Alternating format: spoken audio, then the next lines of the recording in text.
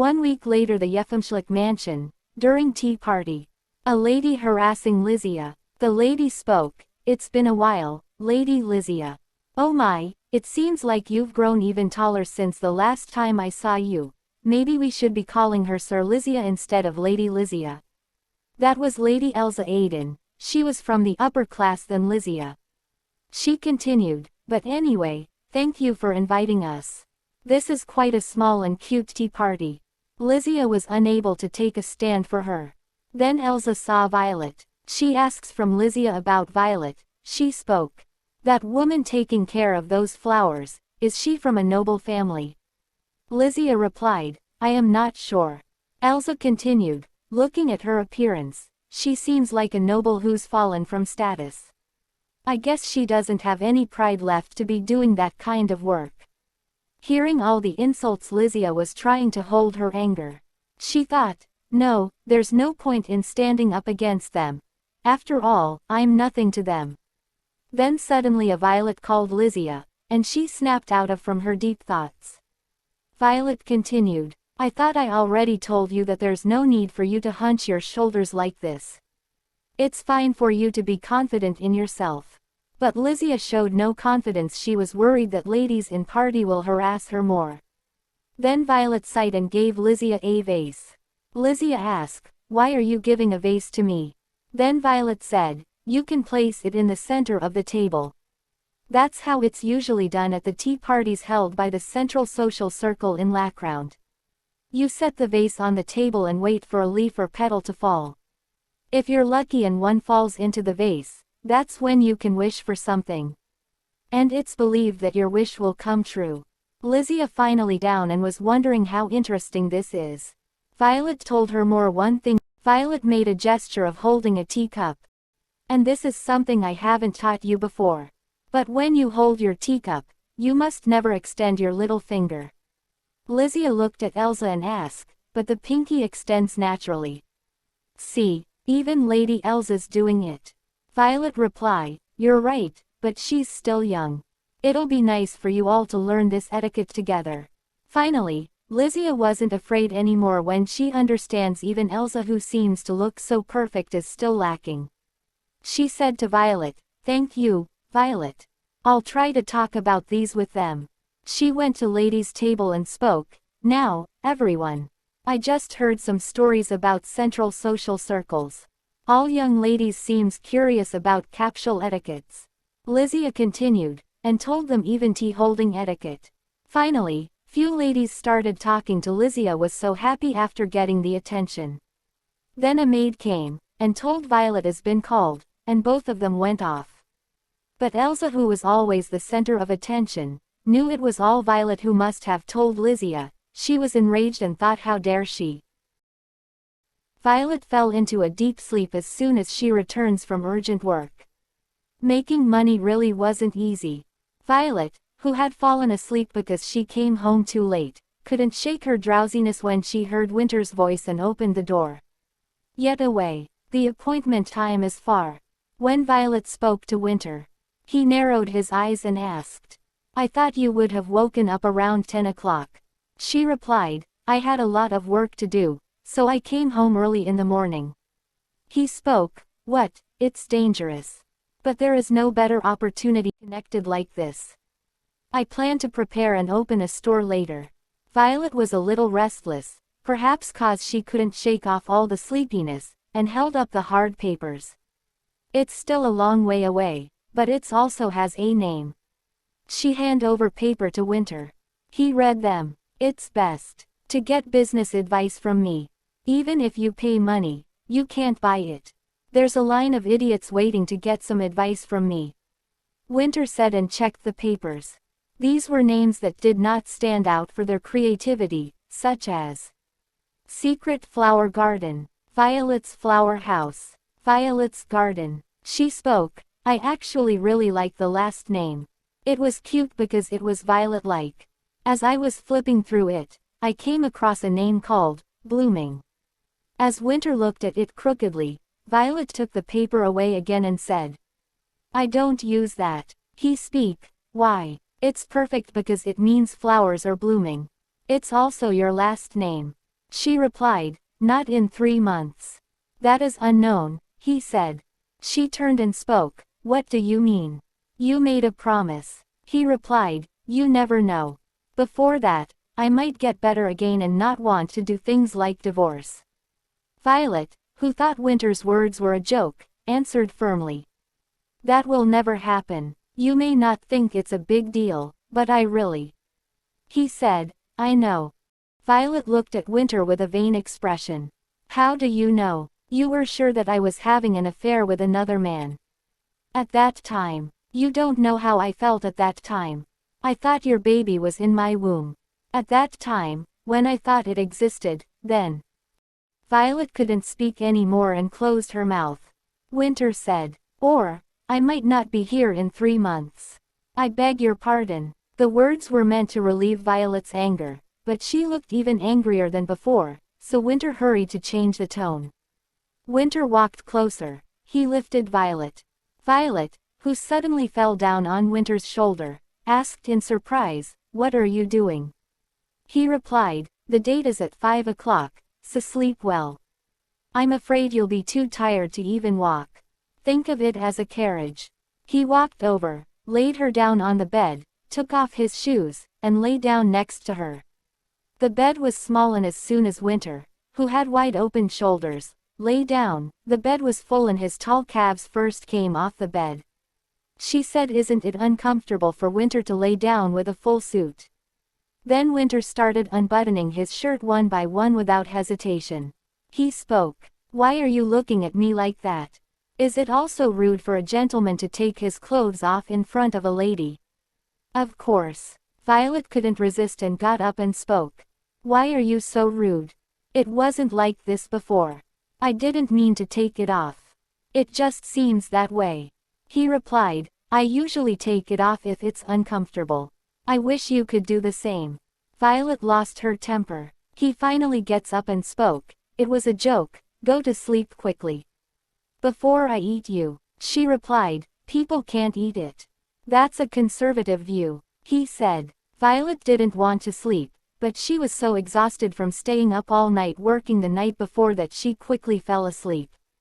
Winter found out where the illusion came from through the letter. She was just a victim.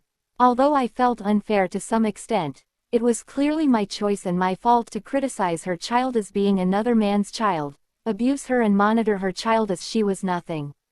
It was amazing that she stayed by my side for 3 years, and it was even more amazing that after her death, her body changed and she decided to live in the capital again." He thought that if Violet had betrayed him while he had such a firm will to die, he might have died right now, until he eventually died. Did Violet ever think like this?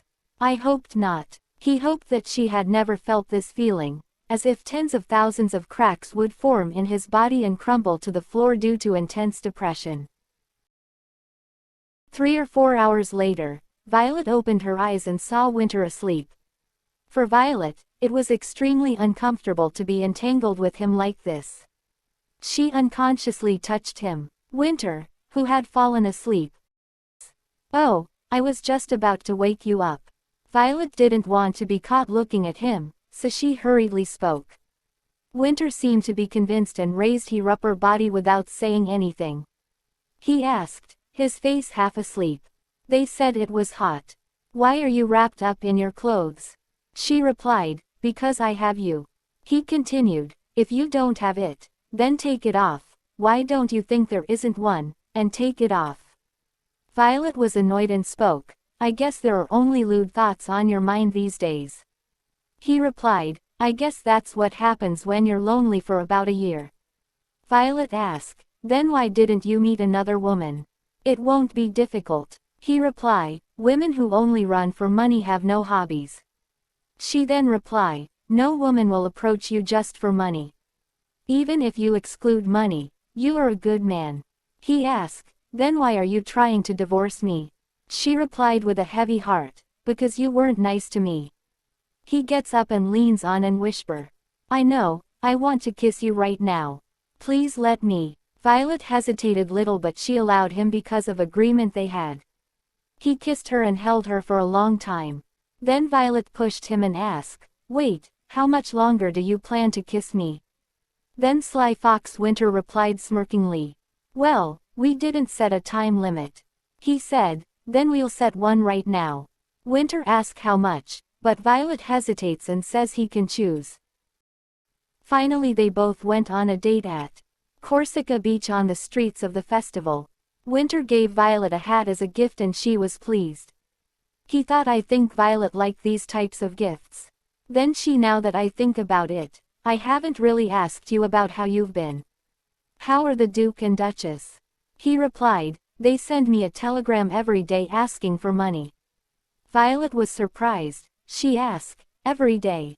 Asking for money? He replied, yeah, I stopped funding them. She continued, it'll cost a lot of money if they want to hold their spring garden festival soon. Winter was annoyed that she still thinks about her in-law. If they were so worried about that, they should have treated you better. She smiled and spoke, I didn't think I'd ever hear you say that. He glanced at Violet's beautiful face and thought, seems like I made the right decision. I should continue to not send them funds. After walking a few steps, Violet stopped. Winter glanced in her direction and saw that her attention had been drawn from paper doll. Picture of a doll on a piece of paper and a variety of paper clothes for the doll to wear. Winter asked curiously, the kid next door. She hesitated and then spoke, yes. Ah. Winter then understands what Violet actually wants. He asked, do you want it? When Winter asked again, looking very embarrassed, Violet's face instantly turned bright red. She said, I remember playing with it with my older brother when I was little. I just saw it. Wayne was ill for the most part, so we didn't get to play much. I always used to bring him toys like this one. Wayne was a great brother. He always took my side, and he was very gentle. But he didn't live long because of his illness. That's why I took a liking to strong and healthy people. I think that's also the reason why I wasn't completely against the idea of marrying you then. Hearing Violet's words he spoke. Maybe you saw me as your ideal type. But it must have been disappointing when you found out that I was actually a very weak person. Without any hesitation she replied him, not really. He continued, well, if you really think about it, you're the stronger one between the both of us. You're like a waterweed with roots that go deep into the ground. You stand firm no matter how strong the current is. Then Winter took her to the hills. He said, I thought you said you wanted to watch fireworks. Violet asked, are we going to watch them from up here? He told her that, this place is great to catch a glimpse of everything. She said, wouldn't it be better from the festival streets?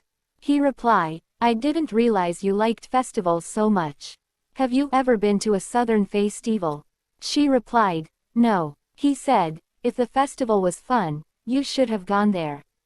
She said, later. Violet changed the subject as if she didn't really want to talk about it. Winter said, grabbing her arm and pulling, if you want to say something, say it. Don't be frustrated. She became angry and spoke, I wasn't in the mood to go to a festival all 3 years. He said, you should have told me. Hearing this Violet couldn't hold back and spoke, that again. I told you. I always told you if I needed anything. If there was anything I wanted to do for you, I did it. So I have no regrets. I sat at the table and waited for you even when you didn't come home. I embroidered a handkerchief even though it wasn't necessary. And there was a time when I prepared a meal and wore all the accessories and waited for you in front of house but you never came. Don't ever say something like that again. I should have told you. I did my best. I couldn't do this anymore. Violet spoke in a clear voice and shook off Winter's hand that was holding her. Then he extended his index finger and pointed to his hand. She spoke, and don't pull me so hard. Don't try to control me as you please. Never. Winter turned to face Violet, who was looking at her fearfully. My wife was locked in a box so small that she couldn't even straighten her back for a long time. After she ran away from there, it took some time before she remembered how to straighten her back. She was no longer the Violet Lawrence that I had destroyed step by step over the course of 3 years. Winter had previously thought that I liked my wife very much. And after a year, he realized that my feelings for his wife were not just about my will. The first day he met Violet, he didn't feel like running away because he hated his wife. He admired her for her uprightness, conservatism, and justice. My bride, who was much younger than me, was acting like the adult he most wanted to be. I finally found out about it. He was an adult who had not yet grown up. Be careful going forward. Every time, every moment, he answered surprisingly obediently. Violet, who had planned to raise her voice and fight more if she had to, looked a bit discouraged when he immediately agreed.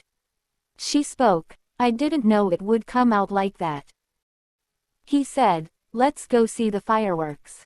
After finishing speaking, Winter gently grabbed the tip of Violet's finger. Then he spoke, "Violet, let's return to Lackround once the hotel is open. I don't mean for you to return to the life you had. You can do whatever you want and you can live with the people you like. Lackround is your homeland, and you'll return to Lackround once we divorce anyway. So let's go back now." Violet agrees. She spoke, "You're right. Chiron is a great place, but it's not somewhere I can stay forever. I always thought that I would return to Lackround someday." He said, "So then what?" Violet looked at the fireworks with a hesitant expression. When her last flame exploded and she fell silent, she heard a voice calling to her from afar. "Violet." When Violet heard a familiar voice and turned around, the young man who called her came closer. It was Perrin Dos, the successor to the Duchy of Dos. He was a refreshing young man who made you feel bright even on a dark night. Sharon spoke, "Did we interrupt you by any chance?" Violet replied, "No, it's all right. We were just about to head back down." "What are you doing here?" "Watching the festival because this is the best place to view," Farron answered in his typical adult and friendly voice and looked towards Winter. Winter had no intention of greeting them. Violet then spoke, "Let me introduce you. This is Farron, the heir to the Duchy of Dos." Farron spoke, "Yes, I have heard about this. I hope you can visit the Principality of Dos sometime." Winter's expression wrinkled in disapproval. He looked at Perrin very displeased. Perrin seemed to embody the prince from a traditional fairy tale. Winter replied, "That won't happen." Violet, startled by Winter's rude response, turned to him. However, Farron responded calmly, as if he wasn't really worried. Then Farron spoke to Violet, "Then Violet will have no choice but to come play alone." Winter, struck by his answer. As soon as the two met, they started fighting like old enemies. Watching the atmosphere, Sharon quickly spoke, "Oh, Farron, why don't we all go out for a drink instead, since the fireworks are all done and we've already introduced ourselves. Now, come on, Violet. Let's go." Violet hesitated but then said, "Right now, okay." Farron spoke, "You two head to the carriage first. I'd like to discuss business with Sir Winter for a bit." Then both the ladies went for a carriage. When Winter and Farron was left alone, in a firm voice Farron spoke, "I'm saying this because I sense that you have your guard up against me. But I don't see Violet as a woman, so you don't need to be so wary. I believe you'd also feel the same way if you were in my shoes, but I would never consider any of my sister's friends as a significant other. I'm essentially Violet's older brother." Winter folded his arms and spoke, "Enough with the bullshit. You don't even share any blood, yet you call yourself her older brother." Farron gets angry from Winter's rude remarks. He then spoke, "You should really refrain from using such rude language. I'm only protecting Violet on Wayne's behalf. For example, like when she ran away from you." Winter had nothing to say to him but.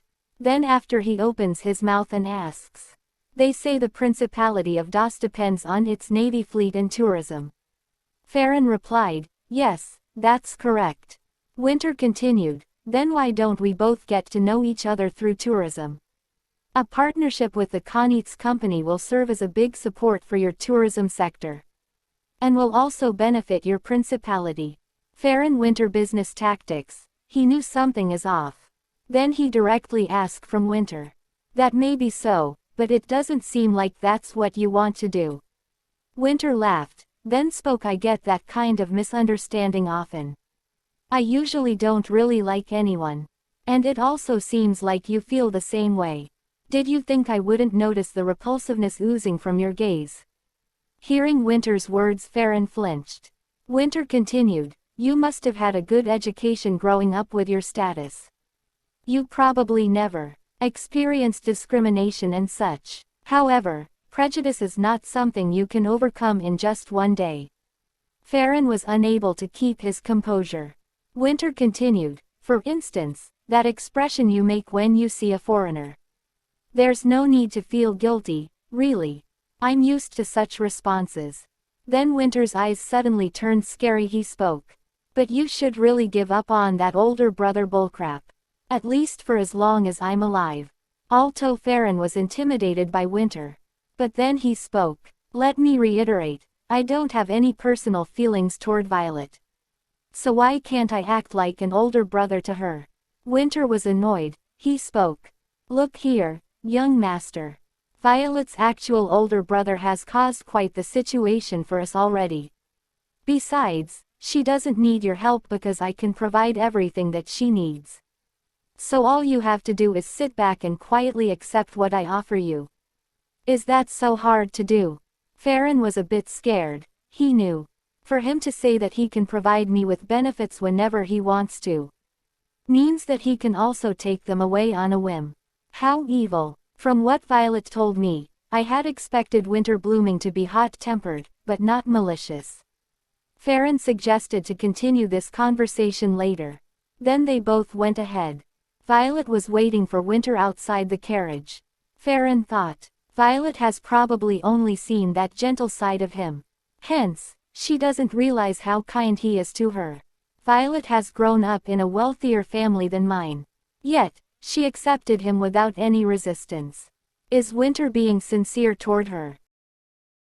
Next day, in Winter office. Winter seems to be in great. Both Hyle and Anjali kept an eye on Winter's behavior. Hyle spoke. What a relief. Ever since he met Madame Violet again, it seems like his condition has gotten a lot better. Anjali replied, well, he still looks like he's depressed from time to time. Hyle replied, but still. He doesn't have outbursts of anger. He rarely skips his meals, and he also gets his sleep. If only he keeps this up, he'll be back to his normal self in no time. He also told me that he has a reason to visit Madame Violet for the time being.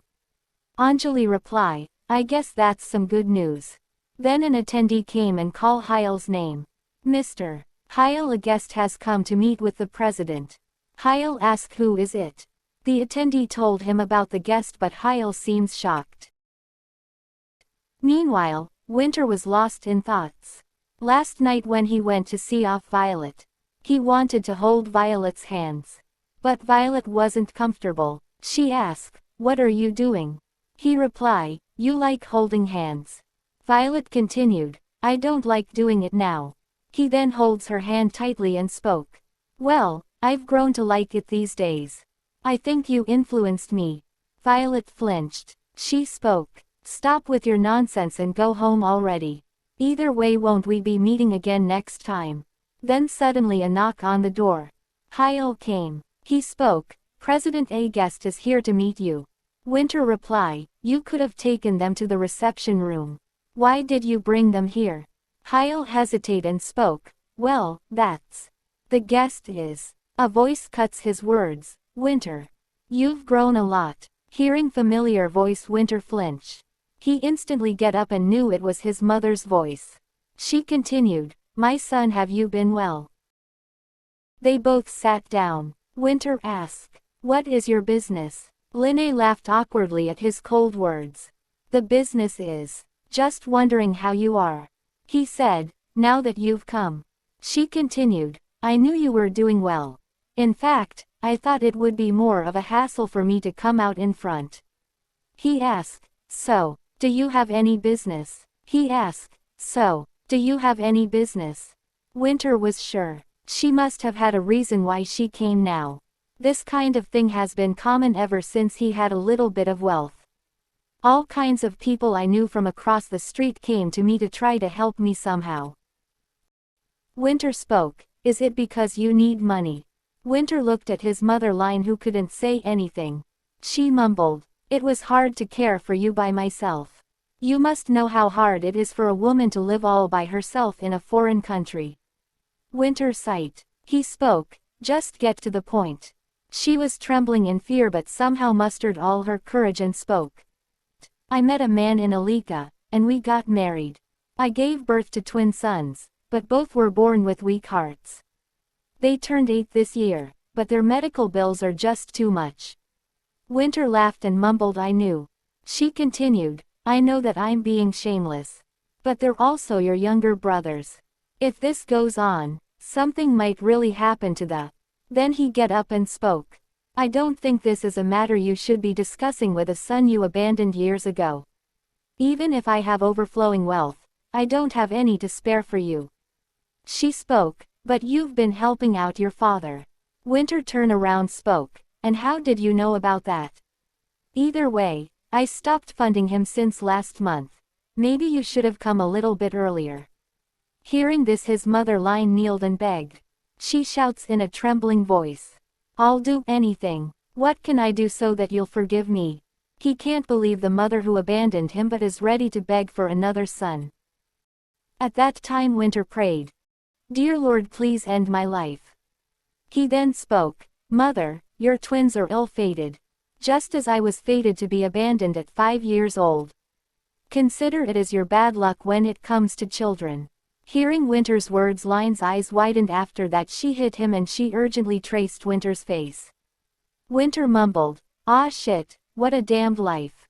Up, Winter, I'm sorry, I'm out of my mind right now. Up, Winter please. Linnae screamed and protested, but the maids, though restless, took her out.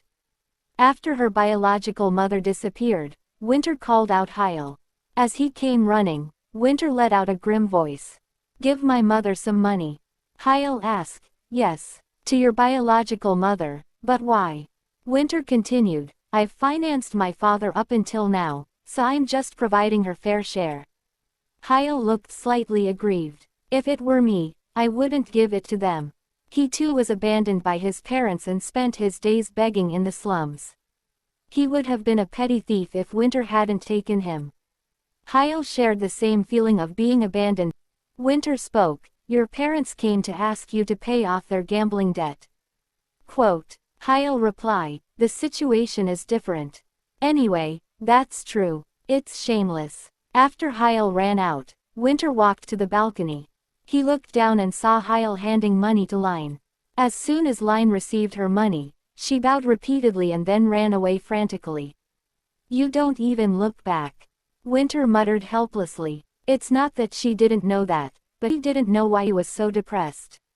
And what was really crazy was that, while feeling disappointed in my own mother, I remembered Violet looking out the window of my room.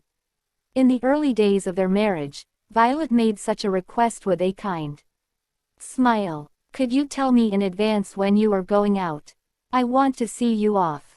Until Winter was 24 and married, he had never had the concept of talking to anyone or going out. Whether it was because of his biological mother or because of Violet, Winter felt heartbroken. After a while, Violet's house. Violet, who was holding a pot with young shoots still growing in her arms, saw Winter suddenly appear in front of her and her eyes widened. Ah, Winter, what are you doing? It's raining like this. Came inside. Winter did not follow, but instead stood in front of the house in the rain. As he stood like a pillar, Violet grabbed his arm and dragged him into the house. After barely entering the house, Winter slid down to sit against the closed door, with a distressful expression. What happened? When she asked, Winter, who luckily didn't seem to open his mouth at all, muttered. My mother came. My biological mother. Violet's eyes widened at Winter's words and she asked. Did you find her? He replied, she came on her own feet. Asked me for money. So, I came because I felt like crap. Rainwater ran down his hair and the nape of his neck. The wallet he took out was also soaked from the rain. He held out his entire wallet to Violet. Looked like it would tear when he took it out. He spoke, "I'll give you all of this. Please help me to feel better." A longing for death flickered in Winter's dull gray eyes. Violet, who was examining Winter's face, reached out both hands and took the wallet. She spoke, "I'll take it, money." Then she put his wallet aside and pulled Winter down. Violet, with his head on her lap, gently patted his shoulder. Winter muttered, closing his eyes. She then spoke, "I don't know what you're doing. You try to get everything you need with money. So, I decided to take the money for now." She continued, "This is what I wanted to receive when I was having the hardest time. I was lonely, so I thought it would be nice for someone to touch me like this, and pat me. It was heartbreaking, but I needed physical contact. I thought it was strange." As she said, it was really strange. Violet's hand was in his hair and patted his shoulder, and death, which was just around the corner, took a step back. He thought, "And for the first time in my life, I felt complete satisfaction. Getting this world all the wealth. I thought that was the only way to my happiness." However, he was dissatisfied and was driven by a greater desire. "But now, lying on the rain-soaked, carpetless floor, I was drowning in overflowing satisfaction that even my sighs could not handle." But it wasn't long before Winter returned to the reality that the woman who had given him such satisfaction was leaving. Violet, who was gently patting Winter, said while wrapping her fingers in his soft hair, "I don't think I've ever seen your hair this messed up." Winter paused and frowned. After a while, he didn't move and Violet removed her hand, and Winter frowned. She spoke, "If you're feeling a bit better, go wash up first, or you'll catch a cold." He then spoke, "That's all, it looks like you didn't check my wallet properly earlier. I paid much more for my labor than this." She replied, "You always have a way of phrasing your words so that they come off as rude." Then she paused for a while, and opened her mouth and spoke, "If you want you can stay tonight." Winter went to take a bath. Meanwhile Violet was lost in thought. I ended up telling him to stay the night. However, how could I tell him to leave when he was standing drenched in the rain like that? Pushing him away, Violet lit the brazier. I felt very strange. Now, rather than hating him, I was filled with regret, wondering how I should appease him. At first, I thought they were going to use all kinds of tricks to drag me to bed for 3 months straight. So he thought of a number of different ways to refuse to sleep. But it was completely different from what I expected. Then Winter came back from the bath. And spoke, "Violet, what are you thinking about?" Violet gets startled. She turned back and spoke, "Winter, I was." She saw Winter, seeing his open chest with strong muscles, she felt shy. She thought, "Seriously, what's wrong with me?" She then spoke, "Anyway, Kyle came by while you were washing up." Winter spoke, "So he eventually found out where I was. I'm pretty sure I left without saying anything." She replied, "Yes. He was actually whining about it to me.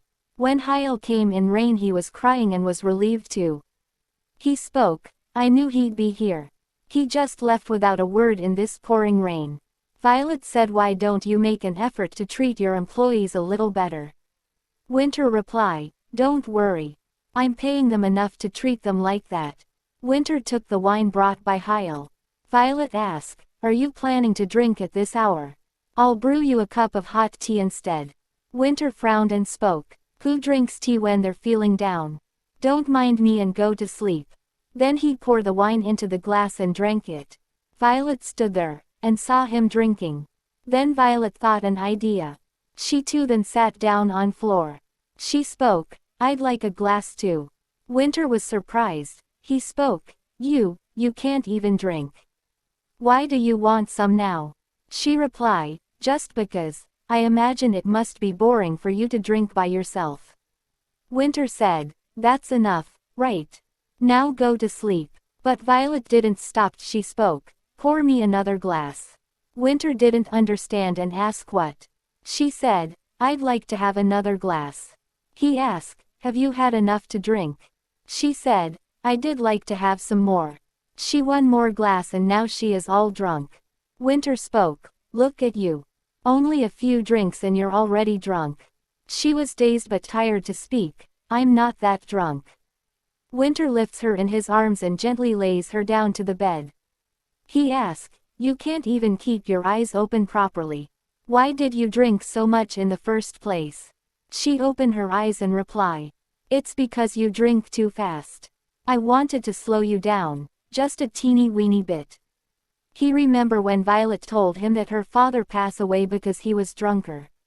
Then Violet fell asleep, and took a glance on her innocent pretty face. He turned around and muttered, goodness, I bet you're the only one in this world who's worried about me. The next day, in the morning Violet woke up and saw an empty bottle lying on the ground. She spoke, oh my, wake up, Winter. Did you drink the whole bottle while I was asleep? He replied, that's how much I usually drink. She continued, that sounds like a much more serious problem. Then he opened his eyes and asked, did you slide a pill into my drink by any chance? Violet was puzzled. She replied, a pill, I would never. He then spoke, strange. I've never slept this well before. She replied, well, of course. You drank so much last night. Now don't talk back to me and listen carefully.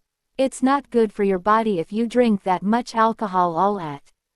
Winter grabs Violet's hand, pulls her close and then he kisses her. This was their second kiss according to agreement. Violet consciously pushed him back and shouted, what are you doing this early in the morning? He gave an excuse. Don't get mad at me. I'm still feeling upset from meeting my birth mother after all these years. Violet get up and spoke, it's fine. We've agreed to kiss 3 times in our contract. You only have 1 kiss left now. He replied, I'll keep that in mind. Shall we have breakfast? You said you have work today, right? Hyle will bring your favorite breads and pastries soon. Have some before you go. Hearing this, Violet eyes sparkle like a child. She said, then I should get some tea ready. Would you like coffee? Then Winter rolled up his sleeves and spoke. I don't eat bread, and I don't drink coffee in the morning. She asked, then what about your breakfast? He folded his arm and smirked like he was just waiting to hear this question. Then he started cooking. Violet was impressed. She asked, wow, what is this dish called? He replied, it's seafood stew that's often eaten in the South. They usually eat this to help recover from hangovers. She spoke, I've never had it before. I wonder what it tastes like. Winter spoke, it might be a little spicy for you. Winter took 1 shrimp and gave Violet to taste her. She opened her mouth and tried it. She was so surprised. She spoke, it's delicious. I didn't notice before, but you're really good at cooking. He said, well, I worked in restaurants when I was younger. Is it spicy? She replied, no, it's fine. I can handle it. He can clearly see that the Violet can't handle the spice. But he was happy to see her enjoying the food he made. Hyle came and knocked on the door. Winter spoke, seems like Hyle's here just in time. And stop being greedy over something you can't even eat and wait for your own food. Watching Violet's adorable face, he thought, I'm glad that I walked through the rain yesterday to be with you. Then he opened the door. Hyle thought Violet will open the door and in the morning he will see little Madam face. He spoke happily, good morning, Madam Violet. I apologize for my intrusion so late at night yesterday. But seeing Winter's boring face, he frowned and Hyle's tone changed. He spoke. Huh, I was hoping to be greeted by Madam Violet, but why are you the one answering the door, sir? Winter replied, you were late, so she ate something spicy, and now she's too busy to answer the door. Hyle spoke, it's always my fault at times like this, isn't it? It's a familiar feeling for me. Anyway, I guess it's better this way.